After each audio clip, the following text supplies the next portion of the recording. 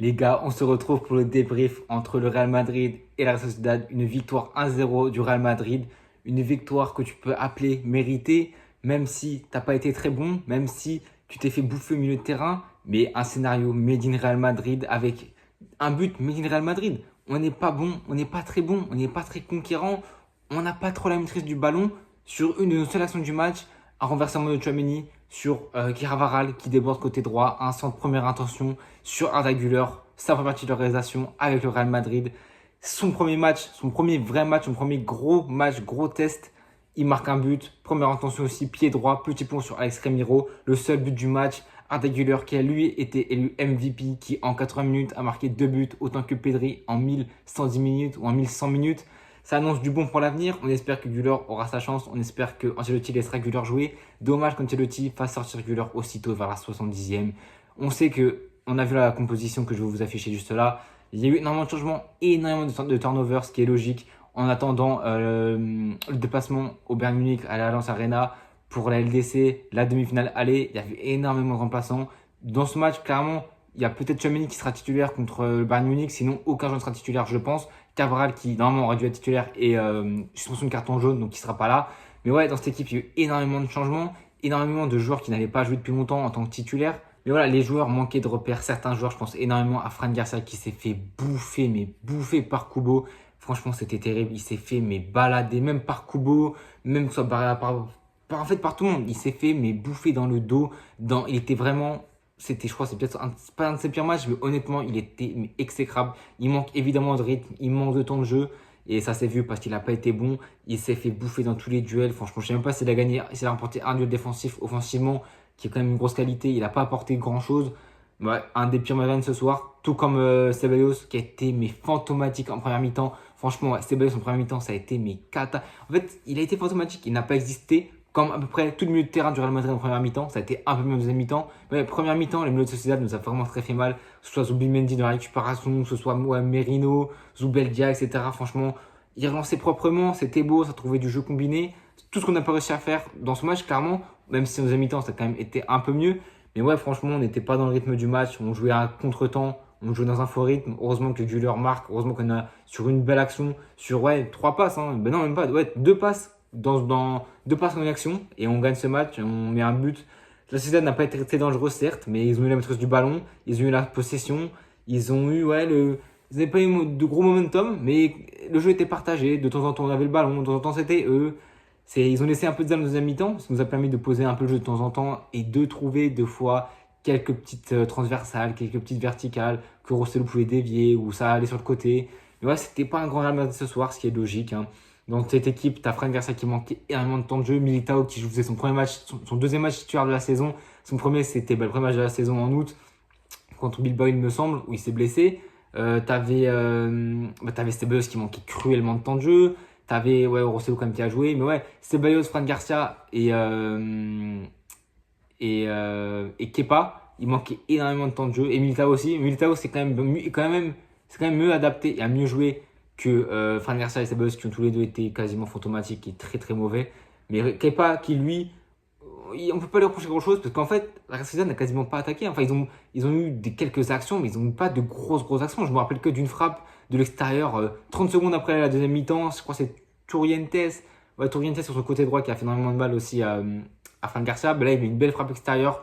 Avec la pelouse était fusante parce qu'il pleuvait des cordes, donc le terrain était très fusant. Kepa qui vient vite au sol, qui vient vite la sortir. C'est une des seules grosses actions. Peut-être à un moment donné en première mi-temps, si une sortie de Kepa un petit peu hasardeuse, mais il était un peu court, il voulait la capter, mais la balle est glissée. Donc ouais, à part cette action, le Tourientes, je ne me rappelle pas de grosses actions. Peut-être la frappe de Baker aussi, mais ça, elle n'est pas cadrée. Mais honnêtement, il n'y a pas eu de grosses actions, grosses frappes, grosses frayeurs du côté madrilène. Peut-être si, je vais me rappeler d'une, je crois que c'est Oyarzabal qui, à un moment donné, une magnifique passe de Kubo sur Oyarzabal qui passe entre Militao et Rudiger, ou Militao qui pousse un peu Rudiger, ça scafouille un peu.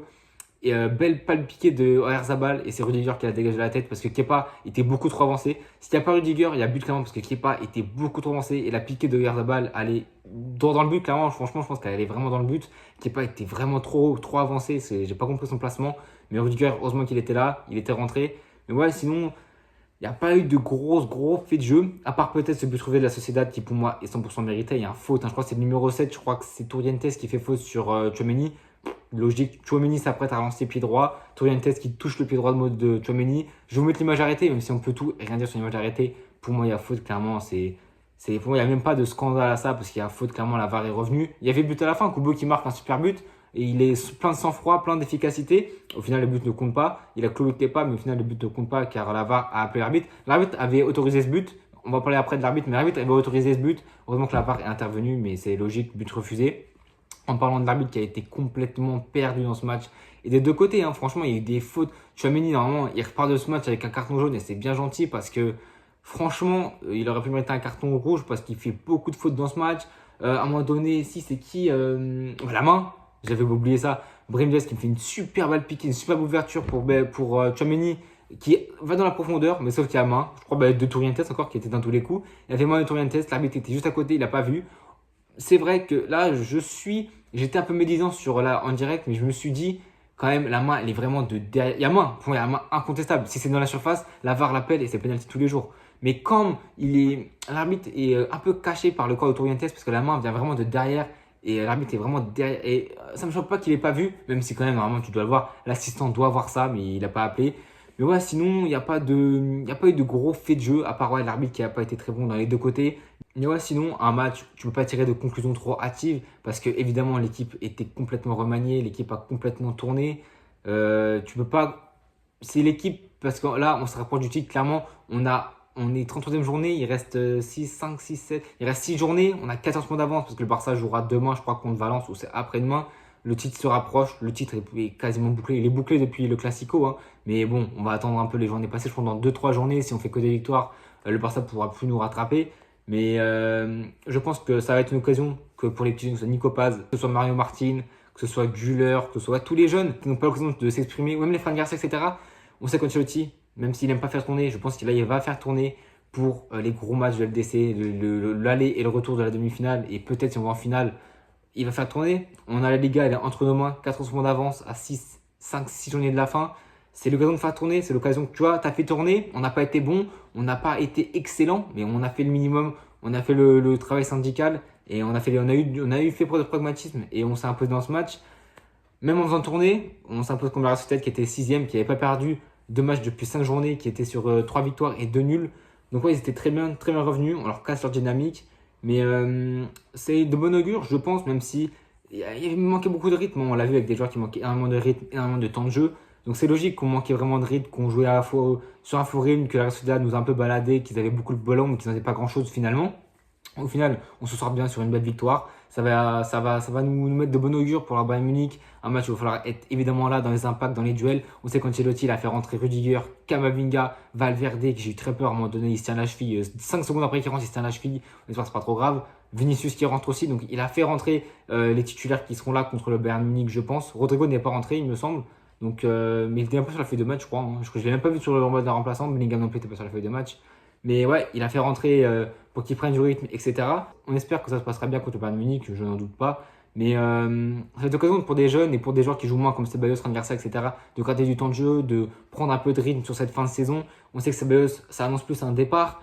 Mais on espère j'espère pour eux qu'ils vont gratter des minutes. Je pense qu'ils vont gratter des minutes. Je pense qu'Ancelotti va faire tourner. Là, même le match aller, il a fait énormément tourner. Pour le match retour avant le Bayern Munich, il va faire tourner, je pense. Ça va. Les joueurs vont pouvoir un peu se reposer. Valverde, ça faisait 4 mois qu'il ne s'était pas reposé. Ça lui a fait du bien, je pense. Mais ouais, c'est un match d'ensemble qui a été assez correct. On n'a pas été trop inquiété. On a été calme. On a fait preuve de pragmatisme. Hein. Un match made in Real Madrid, sans trop dominer, sans avoir trop d'action, en faisant le minimum syndical et pourtant s'imposant quand il faut s'imposer. Et c'est ce qui me retient de ce match. C'est une victoire méritée, je pense. Même si la Real Sociedad, s'ils marquent un but, c'est pas immérité parce qu'ils ont été meilleurs que nous, je pense, dans le jeu. Clairement, au milieu de terrain, ils ont été meilleurs que nous. Dans la création de jeu, ils ont été meilleurs que nous. Mais au final, l'équipe qui s'impose, c'est le Real Madrid. C'est le pragmatisme à la madrilène. Mais en tout cas, on s'impose une victoire très très importante pour se mettre en bonne position pour le Bayern Munich. Donc 4 jours, un match très important, décisif dans la saison. On sait que le retour, c'est Bernabeu.